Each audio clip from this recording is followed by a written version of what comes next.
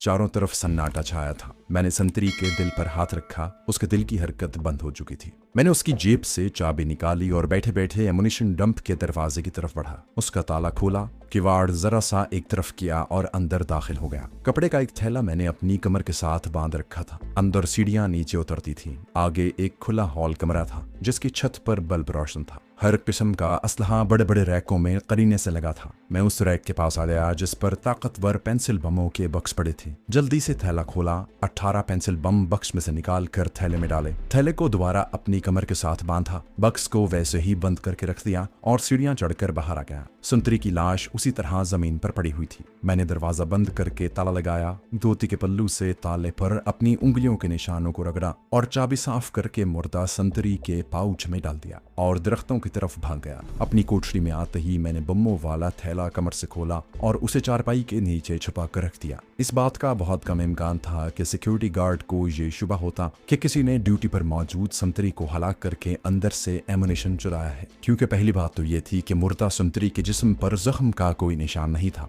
दूसरे ammunition depot के दरवाजे पर ताला बदस्तूर लगा था और चाबी संतरी के पाउच में थी। गैरिसन का डॉक्टर भी मुआयने के बाद इसी नतीजे पर पहुंचा था कि संतरी की मौत हार्ट फेल हो जाने से वकूअ पज़ीर हुई है। इन हालात की रोशनी में नौकरों के क्वार्टरों की तलाशी का सवाल ही पैदा नहीं होता था। इसके बावजूद मैंने फैसला किया कि सुबह होने से पहले पेंसिल बमों के थैले को क्वार्टर की दीवार की दूसरी तरफ झाड़ियों में छुपा दूंगा। पोशाली अभी तक नहीं आई थी, मुझे उसकी जरूरत भी नहीं थी। वो जो काम कर रही थी वो भी इंतहाई जरूरी था। मेरे क्वार्टर की बत्ती बुझी हुई थी। मैं चारपाई पर लिहाफ ओढ़ कर लेट गया। बमों का थैला मेरे चारपाई के नीचे पड़ा था। मुझे नींद नहीं आ रही थी। दूसरे संतरी में सुबह 4 बजे आकर डोगरा संतरी की जगह संभाल ली थी। 4 बजे संतरी की मौत का इल्म सबको हो जाएगा। मेजर को उसी वक्त जगा कर इत्तला कर दी जाएगी। ये मामला संगीन नौयत का था। हो सकता है कि मेजर नशे के तरंग में आकर ये ऑर्डर दे दे कि ये किसी तकरीबगार का काम है। फौरन इलाके को घेरे में लेकर तलाशी ली जाए। इस ख्याल ने मेरे अंदर तरह तरह के वसवसे पैदा कर दिए। मैं लिहाफ हटाकर उठ बैठा। मुझे थैला उसी वक्त झाड़ियों में छुपा देना चाहिए था। मैंने कोठरी का दरवाजा खोलकर बाहर झांका। बाहर सितारों की धीमी धीमी सर्द पहाड़ी रोशनी की धुंध सी फैली हुई थी। हर तरफ खामोशी थी। मैंने स्टूल पर चढ़कर दीवार की पिछली जानिब देखा। यहाँ एक गड्ढा था जिसमें कूड़ा करकट फेंका जाता था। उस गड्ढे के किनारे भी घनी झाड़ियां उगी हुई थीं। मैं वापस कोठरी में गया, थैला चारपाई के नीचे से निकाल कर अपनी कमर के गिर्द बांधा और दीवार पर से दूसरी तरफ उतर गया। घास शबनम से गीली हो रही थी। सर्दी कड़ाके की पड़ रही थी। मैं आहिस्ता आहिस्ता सरकता हुआ गड्ढे में आ गया। किनारे की झाड़ियों में एक जगह पत्थरों को हटाकर थोड़ी सी जमीन हाथ से खोदी, थैले को उसमें रखा और ऊपर मिट्टी और पत्थर डालकर झाड़ियों की शाखें तोड़कर इस तरीके से डाल दी कि किसी को पता न चले कि यहाँ खतरनाक बमों का थैला दफन है। इस काम से फारिग होकर मैं फुर्ती से उठा और दीवार फांद कर अपने क्वार्टर में पहुंच गया। रात के 3 बजे के करीब पोशाली आ गई थी। मैं सो रहा था। उसने मुझे शाने से हिलाकर जगाया। मैंने आंखें खोल दी। पोशाली का चेहरा मुझ पर झुका हुआ था। उसके कपड़ों से आला किस्म के इत्र की खुशबू आ रही थी। उसने बेताबी से पूछा, क्या हुआ? मैं उठकर बैठ गया। जब मैंने उसे बताया कि मैं अपने मिशन में कामयाब लौटा हूँ तो वो इत्मीनान का सांस लेते हुए अपनी चारपाई पर लिहाफ में घुस गई। फिर बोली, बमों वाला थैला हमें वहां से निकाल कर किसी दूसरी जगह यहाँ से कुछ फासले पर छुपा देना चाहिए। मैंने कहा, यह काम तो कल रात भी हो सकता है। पोशाली जागी हुई थी।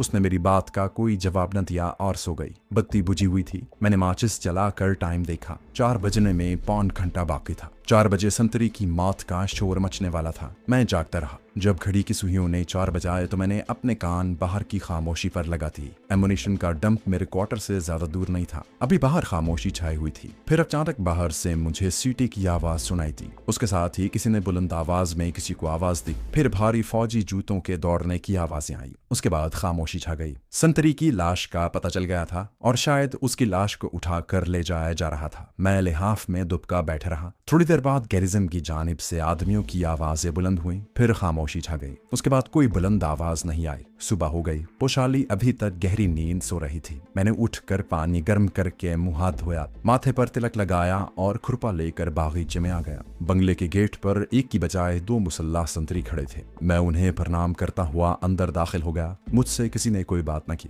इससे यही नतीजा निकाला जा सकता था कि संतरी की मौत को इत्तेफाकी मौत समझा गया है और मेजर को भी तकरीबकारी का शुबा नहीं हुआ, वरना अभी तक पूरी बटालियन लाइन हाजिर हो चुकी होती और मेजर बरामदे में खड़ा हुक्म जारी कर रहा होता। थोड़ी देर बाद मैं चाय पीने किचन की तरफ चल दिया। मेरा असल मकसद संतरी की मौत का रद्द अमल मालूम करना था। लांगरी बिहार का रहने वाला हवालदार गोपाल था। मैंने उसे प्रणाम किया और किचन के बाहर धूप में बैठ गया। गोपाल मेजर साहब के लिए नाश्ता तैयार कर रहा था। मेरी तरफ देखकर बोला, कृष्णम, तुम्हें पता चला कि रात को क्या हुआ? नायक रामदास ड्यूटी पर खड़े खड़े मर गया। मैंने हैरत के इजहार में अपना मुंह खुले का खुला रहने दिया। ये तुम क्या कह रहे हो गोपाल? रामदास तो कल बिल्कुल ठीक ठाक था। लांगरी ने चाय का कप मेरे आगे रखते हुए कहा, रामदास को सर्दी लग गई, ठंड से हार्ट फेल हो गया। बटालियन के डॉक्टर ने तो यही कहा है। परसों ही कह रहा था कि यार मुझे रात की ड्यूटी से बचाओ, मर गया हूँ रातों को जाग जाग कर। मैं बार बार हैरानी और अफसोस का इजहार कर रहा था। मैंने पूछा, बड़े साहब को मालूम हुआ क्या? लांगरी ने ट्रे में चीनीदान रखते हुए कहा, क्यों नहीं, साहब को तो सुबह जगा कर उसी वक्त रिपोर्ट कर दी गई थी। वो खुद ही रामदास की लाश लेकर डॉक्टर के पास गए थे। तुम बैठो, मैं साहब को नाश्ता देकर आता हूँ। वो नाश्ते की ट्रे उठाकर मेजर साहब के ड्राइंग रूम की तरफ बढ़ा। मैं दिल में मुतमईन था। संतरी की मौत के बाद पैदा होने वाले इमकानी और खतरनाक हालात का बोझ मेरे जहन से उतर गया। अब मुझे ये भी अंदेशा नहीं था कि क्वार्टरों की या जंगल की तलाशी ली जाएगी। इस बात की तस्दीक हो चुकी थी कि नायक रामदास की मौत हार्ट फेल होने से हुई है। मैं खामोशी से चाय पीता रहा। मजीद मालूमात पोशाली ही कर सकती थी। चाय पीने के बाद मैंने मग धोकर वहीं रखा और बागीचे में आकर फूलों के पौधों की यूं ही काट तराश करने लगा। निस्फ घंटे बाद मेजर साहब की जीप बंगले में दाखिल होकर एक तरफ खड़ी हो गई। बावर्दी ड्राइवर उतरकर किचन की तरफ गया।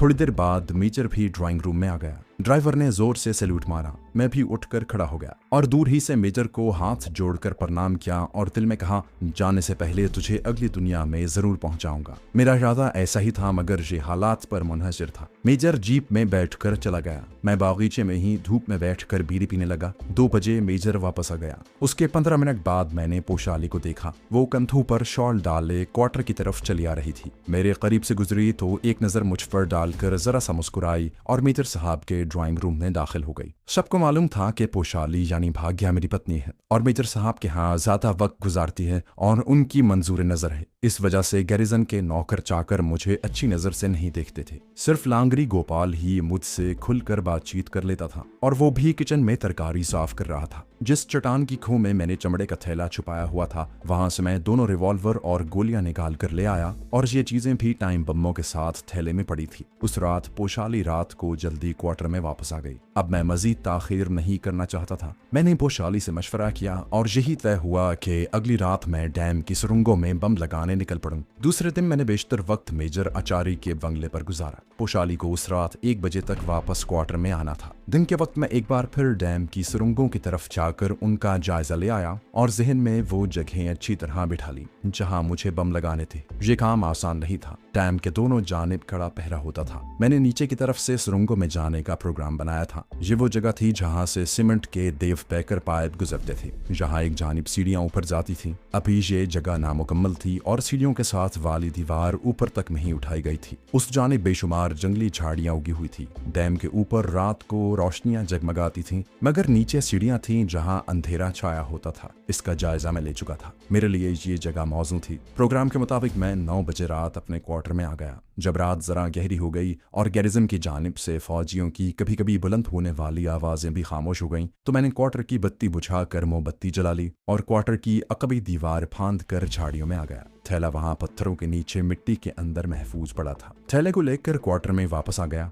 हर सुरंग में मुझे 6-6 बम लगाने थे। ये पेंसिल की तरह के छोटे मगर इंतहाई ताकतवर बम थे और बड़ी बड़ी चट्टानों को 1 सेकंड के अंदर अंदर रेजा रेजा कर देते। मैंने उन्हें रुमाल में बांध कर अलग रख लिया था और पोशाली का इंतजार करने लगा। 1:45 बजे पोशाली आ गई। उसने बताया कि आज मेजर आचारी बेसुध पड़ा है और शायद कल दोपहर तक वो अपने होशो हवास में ना हो। मैंने एक रिवॉल्वर पोशाली को दे दिया कि वो अपने पास रखे। इस मिशन पर मैं अकेला ही जा रहा था। पोशाली के मेरे साथ जाने की जरूरत नहीं थी। 10 मिनट बाद मैंने 18 बमों को स्वेटर की अंदर वाली सदरी की जेबों में रखा। साइलेंसर वाले पिस्तौल को पाजामे में छुपाया, सर पर रुमाल बांधा और अल्लाह का नाम लेकर क्वार्टर से निकलकर दालान में आ गया। पोशाली को मैंने हिदायत कर दी थी कि अगर मैं सुरंगों में पकड़ा जाऊं तो वो फरार हो जाए और दिल्ली में खलील के गैराज में पहुंचने की कोशिश करे। मैंने क्वार्टर की दीवार फांदी और रात की तारीकी में उस पगडंडी पर चल पड़ा जो ढलान पर से होती हुई नीचे डैम के ताश की तरफ निकलती थी। अंधेरे में मेरे पीछे फौजी गैरिजन की रोशनियां अब मुझसे दूर हो रही थी। 2 फरलांग चलने के बाद मैं ढलान की तरफ गया। ऊपर कुछ फासले पर डैम की कतार में लगी रोशनियां आंचें मिला रही थी। मैं झाड़ियों से गुजर रहा था। सितारों की धीमी रोशनी में मुझे अपना रास्ता तलाश करने में ज्यादा दिक्कत नहीं हो रही थी। सीमेंट की बनी हुई वो तंग सीढ़ी आ गई जो ऊपर सुरंगों तक जाती थी। सीढ़ियों पर चढ़ने की बजाय मैं पहलू की जानिब से जंगली झाड़ियों में होकर ऊपर चढ़ने लगा, जहाँ घनी झाड़ियां उगी हुई थी और अंधेरा भी था। चढ़ाई चढ़ते हुए मेरा सांस फूल गया, मगर मैं रुके बगैर आहिस्ता आहिस्ता चढ़ता जा रहा था। डैम की रोशनियां करीब आ गई थी। मैं उनसे बचने के लिए झाड़ियों की दूसरी तरफ हटकर चलने लगा। कुछ देर बाद मुझे बड़ी बड़ी सुरंगों के खुले हुए तारीख दहाने नजर आने लगे। मुझे पहली, तीसरी और पांचवीं सुरंग में बम लगाने थे। सबसे पहले मेरा टारगेट सुरंग नंबर 1 था। मुझे डैम के ऊपर सड़क पर जंगले के साथ साथ 2 संतरी चलते नजर आए। नीचे सुरंगों में कहीं भी पहरा लगाने की जरूरत महसूस नहीं की गई थी। ये मेरी खुशकिस्मती थी, वरना यह मिशन मजीद मुश्किल हो जाता। मैं सुरंग नंबर 1 की दाहिनी जानिब एक झाड़ी में छुप कर बैठ गया और आंखें फाड़ फाड़ कर उस दहाने को तकने लगा। वहां कोई नहीं था। जब मुझे यकीन हो गया कि सुरंग के आसपास कोई संतरी नहीं है और ऊपर जो संतरी पहरा दे रहा था वो सुरंग के अकबी हिस्से की तरफ चला गया है, तो मैं झाड़ियों में से रेंगता हुआ निकला और सुरंग के दहाने की तरफ चल दिया, जो वहां से बमुश्किल 50 कदम के फासले पर था। मैं कोहनियों के बल रेंगता हुआ सुरंग के दहाने में दाखिल हो गया। पहले तो मुझे कुछ नजर न आया, फिर अंधेरे में मचान नजर आई जो सुरंग की छत तक गई हुई थी। अब मुझे बड़ी तेजी से अपने मंसूबे पर अमल करना था। मैं मचान पर चढ़ने लगा। ऊपर के तख्ते पर पहुंचा तो मेरा सर सुरंग की छत से टकरा रहा था। वहां खुदा जाने किस मकसद के लिए साथ साथ 4 गहरे सुराख किए गए थे। मैंने थैला अपने सामने मचान के तख्ते पर रखा और 6 के 6 बम निकाल कर सुराख के अंदर आगे करके छत के पत्थरों से इस तरह चिपका दिए कि वो दिन के वक्त भी बाहर से नहीं देखे जा सकते थे। इन 18 के 18 बमों की छोटी सुइयां मैंने एक साथ 12 घंटे आगे कर दी थी। इस हिसाब से इन बमों को दूसरे दिन दोपहर के 1 बजे के करीब भटना था। पहली सुरंग में बम लगाने के बाद मैं एक सुरंग छोड़कर तीसरी सुरंग में रेंगता हुआ घुस गया। यहाँ भी तामीराती काम के सिलसिले में एक मचान लगी हुई थी। इस मचान पर चढ़कर छत के सुराखों में मजीद 6 बम अंदर लगा दिए। 5वीं सुरंग में कोई मचान नहीं थी। मैंने अंधेरे में जायजा लिया। सुरंग के दूसरे दहाने की तरफ से मुझे एक सुतून सा नजर आया। मैं मेहराबी दीवार के साथ लगकर खिसकता हुआ उस सुतून के पास पहुंचा। ये सुतून नहीं बल्कि एक छोटी सी मचान थी जो छत से बहुत नीचे तक गई हुई थी। मेरे लिए बेकार थी। वक्त गुजर रहा था। मुझे वापस जाने की बड़ी थी। आधे से ज्यादा काम मुकम्मल कर चुका था, लेकिन 5वीं सुरंग में भी बम लगाने बहुत जरूरी थे। मैं छत तक नहीं पहुंच सकता था। मैं सुरंग की दीवार को आंखें खोलकर अंधेरे में देखने लगा। एक जगह मुझे सीमेंट के थैलों का ढेर दीवार के साथ लगा हुआ दिखाई दिया, जहां बम लगाया जा सकता था, मगर खतरा था कि सीमेंट की वजह से बम ज्यादा तबाही नहीं मचा सकेगा। मैं दीवार टटोलता आगे बढ़ा तो मेरा हाथ एक जगह दीवार के एक शगाफ के अंदर चला गया। मैंने गौर से देखा, जहां से दीवार की 2-3 ईंटें उखड़ी हुई थी उसके अंदर काफी जगह थी। मैंने खुदा का नाम लेकर उस शगाफ के अंदर तीसरा बम भी पहलू में एक जानिब लगा दिया और एहतियात के तौर पर उसके ऊपर जमीन पर से एक छोटी सी ईंट उठाकर रख दी। इस काम से फारिग होते ही मैं वापस मुड़ा, सुरंग के धाने पर आकर लेट गया और कोहनियों के बल रेंगता हुआ सुरंग से निकलकर झाड़ियों की तरफ चल दिया। वहां से मैं दरख्तों में आ गया और ऊंची सूखी घास में से रेंग रेंग कर गुजरता शिमाल मशरिक की जानिब जो दरख्तों की छोटी सी तिलहटी थी वहां पहुंचकर रुक गया और घास में लेटा रहा। मैंने अपने मिशन के खैरियत से मुकम्मल हो जाने पर खुदावंद का शुक्रिया अदा किया और थोड़ा सा दम लेकर ऊपर से होता हुआ अपने क्वार्टर की दीवार के पीछे आ गया। फिर मैंने दीवार फांद दी और अपने क्वार्टर के आंगन में जा गिरा। यकीन नहीं आ रहा था कि मैंने तीनों सुरंगों में बम लगा दिए थे। क्वार्टर में आते ही मुझ पर थकन तारी हो गई। छिली हुई कोहनियों का दर्द भी जाग उठा और जहां जहां गर्दन और बाजुओं पर मच्छरों ने काटा था वहां भी खारिश शुरू हो गई। लेकिन मैं अपनी कामयाबी पर इस कदर खुश था कि इन बातों की तरफ मैंने कोई तवज्जो न दी। पोशाली जाग रही थी। उसने मुझे क्वार्टर के सहन में कूदते देख लिया था। उसने फौरन कोठरी का दरवाजा खोल दिया। मैं अंदर आते ही बेदम सा होकर चारपाई पर लेट गया। जब मैंने उसे बताया कि मैं सारे के सारे बम महफूज मकामात पर लगाया हूँ तो उसे यकीन न आया। यकीन मुझे भी नहीं आ रहा था। कोठरी में मोमबत्ती जल रही थी। पोशाली ने थर्मस में से चाय निकाल कर मुझे दी। गरम गरम चाय पीकर मेरा जिस्म गर्म हो गया। फिर मैंने पोशाली से कहा, कल दिन में 1 और 1:30 बजे के दरमियान अगर मेरे लगाए हुए बम फट गए तो यहाँ तबाही मच जाए। पोशाली ने कहा, इसका मतलब है कि हमें सुबह होने से पहले यहाँ से निकल जाना चाहिए ताकि हम बमों के फटने तक इस वादी से दूर जा चुके। मैंने पोशाली की तरफ देखते हुए कहा, मैं मद्रासी मेजर से तुम्हारी बेइज्जती का बदला लेना चाहता हूँ। पोशाली ने अपना मुंह दूसरी तरफ कर लिया और आहिस्ता से बोली, इन बातों को भूल जाओ, समझ लो कि ये हमारे मिशन का एक हिस्सा था। बाहर अंधेरे और खामोशी में एक जीप तेजी से गुजर गई। हम एक दूसरे को तकने लगे। पोशाली ने जल्दी से मोमबत्ती गुल कर दी। ये कौन हो सकता है? मैंने कहा, यह सारा इलाका फौजी है, कोई सिपाही किसी गांव से गुजरा होगा। हमारे कान बाहर लगे थे। उसके बाद गहरी खामोशी छा गई। पोशाली ने आहिस्ता से कहा, कहीं मेजर मर तो नहीं गया?